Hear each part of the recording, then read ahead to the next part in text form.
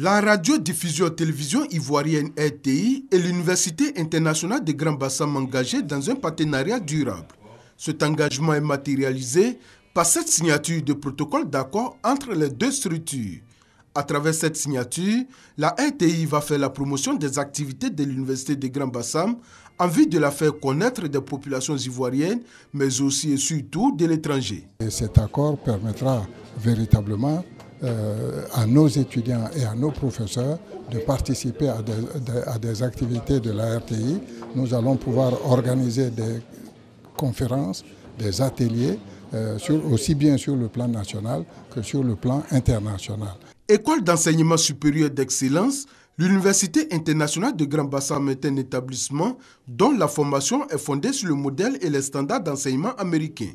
Les cours sont donc dispensés en anglais et l'école accueille aussi plusieurs étudiants venus de différents pays d'Afrique avec des enseignants issus pour certains des universités américaines. Ce partenariat permettra donc à la RTI de bénéficier de son expertise en matière de formation. Nous avons besoin d'un personnel qualifié et compétent. C'est d'ailleurs l'un des objectifs de l'Université internationale de Grand Bassam. C'est dans ce cadre que le protocole d'accord de ce jour prend tout son sens pour nous.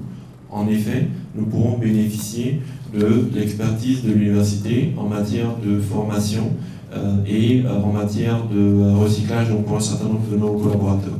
Témoin de ce protocole d'accord, le ministre de la Communication, Maître Afoussiata Bamba, qui a félicité les deux structures. Cet accord dénote la hauteur de vue des responsables de la RTI et de l'UIGB et traduit leur vision novatrice et multidimensionnelle des missions dévolues aux deux structures. Ce protocole d'accord entre la RTI et l'Université internationale de Grand Bassam, selon les initiateurs, est le fruit de plusieurs mois de travaux. C'est la première fois qu'un vaccin anti-Ebola est efficace à 100%. Un essai clinique réalisé sur plus de 4000 personnes en Guinée s'est révélé concluant. L'Organisation mondiale de la santé parle elle-même d'une avancée très prometteuse, mais il est encore trop tôt pour savoir si ce vaccin peut protéger des populations entières. Depuis son déclenchement fin 2013, l'épidémie d'Ebola a fait plus de 11 000 morts en Afrique de l'Ouest. À la chasse aux plus gros mollusques terrestres du monde. Ces chiens sont entraînés pour détecter l'odeur du mucus répandu par l'escargot géant d'Afrique, une espèce exotique qui peut atteindre presque 20 cm de long. Les gens nous appellent et on intervient, on fait des recherches dans leur zone et aux alentours. On essaie de trouver les endroits où ils se cachent.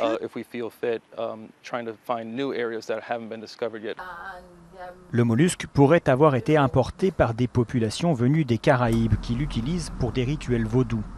Depuis 2011, 150 000 escargots géants ont été capturés en Floride. Une lutte nécessaire car l'envahisseur peut transmettre une bactérie responsable de méningite chez l'homme. Il dévore aussi plus de 500 types de plantes dans un état où l'agriculture joue un rôle important. Ils sont une menace pour les humains, pour les animaux et pour l'agriculture en Floride.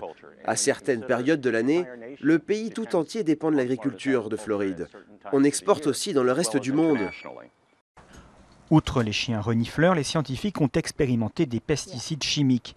Mais l'éradication reste pour l'instant hors de portée. Chaque escargot pond plus de 1000 œufs par an. Ils pondent leurs œufs quand il y a beaucoup d'humidité. C'est pour cela qu'ils se plaisent et se reproduisent ici à Miami. C'est à cause du climat. En 4 ans, la Floride a dépensé plus de 10 millions de dollars pour se débarrasser de l'escargot géant. Mais malgré quelques progrès, l'invasion est loin d'être terminée.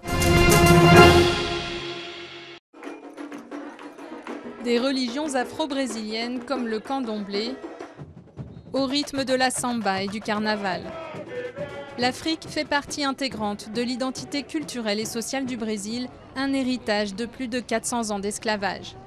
Aujourd'hui, plus de la moitié de la population brésilienne est noire ou métissée, et nombreux sont ceux qui cherchent encore leurs origines.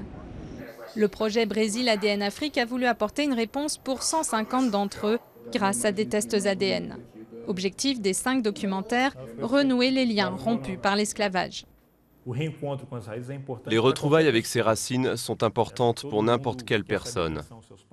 Je pense que tout le monde doit savoir qui sont ses parents, ses grands-parents, d'où ils viennent, où ils vivaient et comment ils vivaient. Si vous n'avez pas cette information se perd. Et c'est comme si vous étiez perdu dans le monde, comme si vous n'aviez plus pied. La célèbre actrice brésilienne Zezé Mota, qui a incarné au grand écran le rôle d'une esclave légendaire, était persuadée de venir de la tribu des Gurunsi en Côte d'Ivoire. Elle a participé aux tests ADN du projet. Un de mes rêves était d'aller en Côte d'Ivoire. Et lorsque je découvre les résultats des tests ADN, je découvre que non, que cette recherche élaborée prouve que je viens du Nigeria. Pour moi, c'était un mélange de surprise et de grande émotion. Maintenant, j'ai envie d'aller au Nigeria. Le Brésil, avec 5 millions d'esclaves, a concentré à lui seul la moitié de tous les Africains envoyés outre-Atlantique. C'est aussi le dernier pays des Amériques à abolir l'esclavage avant de détruire tous les registres d'esclaves et de taire une page honteuse de l'histoire, privant ainsi toute une génération la possibilité de connaître ses origines. La journaliste Luciana Barreto a toujours ressenti le besoin de connaître ses ancêtres car son arbre généalogique s'arrêtait à 2 ou 3 générations. Cette militante de la première heure pour les droits de l'homme et pour les mouvements noirs ne s'attendait pas aux résultats qu'elle a reçus. Quand j'ai ouvert l'enveloppe, la surprise était de taille en découvrant que du côté de ma mère, j'étais 100% indigène d'Amérique du Sud. Et je me suis sentie coupable parce que je militais pour un seul de mes côtés. J'avais 2 cœurs de 2 ethnies qui ont été massacrées par l'État brésilien. Et c'est très fort pour moi. Luciana va continuer sa quête d'identité, indienne du côté de sa mère et africaine du côté de son père, avec l'espoir un jour de pouvoir retourner sur la terre de ses ancêtres.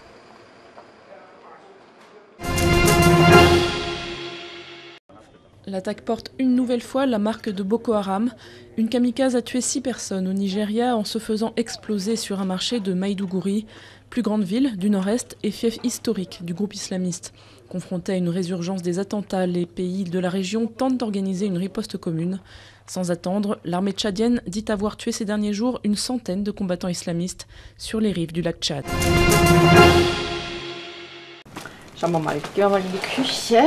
Quel est le point commun entre Romana, actrice mère célibataire, et ce groupe de 3 retraités qui se retrouvent chaque semaine dans un café viennois? Tous sont d'actifs membres d'un nouveau réseau social autrichien, Fragnebenan, met en relation les voisins pour se rendre de petits services. Eux se donnent rendez-vous pour parler français. Romana, elle, a lancé un appel pour trouver du matériel et refaire sa cuisine. 2 voisins lui ont gracieusement donné des restes de peinture et permis de faire quelques petites économies. Je pense que ça m'aurait coûté 10-15 euros. Pour ça, c'est écrit dessus 21,30 €, ça 5 €, ça aussi 5 €. En gros, ça fait entre 30 et 35 € en tout. Une fois inscrit, chaque utilisateur est mis en relation avec les internautes qui vivent dans un rayon de 750 mètres. Les membres peuvent demander de l'aide pour réparer une voiture, arroser leurs plantes pendant les vacances, mais aussi offrir les restes de nourriture d'un repas trop copieux. Stéphane a lancé le site il y a un peu plus d'1 an. Le jeune homme qui a grandi à la campagne a voulu permettre aux citadins de rompre l'isolement auquel les habitants des villes sont parfois confrontés. L'idée d'une certaine manière était de transformer les quartiers en communautés. Il ne s'agit pas pour les gens de devenir meilleurs amis, mais de savoir qu'ils ont des voisins, qu'il y a un potentiel d'entraide ici. À Vienne, plus de 12 500 personnes sont déjà connectées, comme Ulrike Baum, qui est aussi salariée d'une association de quartier. Si elle salue l'initiative, elle souhaiterait que cela puisse aussi bénéficier aux plus démunis. Je pense que le site est utilisé par un groupe précis de personnes avec un background très spécifique. Et pour moi, la question vraiment excitante, c'est de savoir comment cela peut s'appliquer à des gens qui pourraient vraiment en profiter parce qu'ils ont des revenus faibles ou qu'ils sont isolés dans la ville. Ces dernières années, des réseaux de même type se sont développés en France, en Allemagne ou encore aux États-Unis. À Vienne, le site rencontre un succès croissant et accueille jusqu'à 400 nouveaux adhérents par semaine.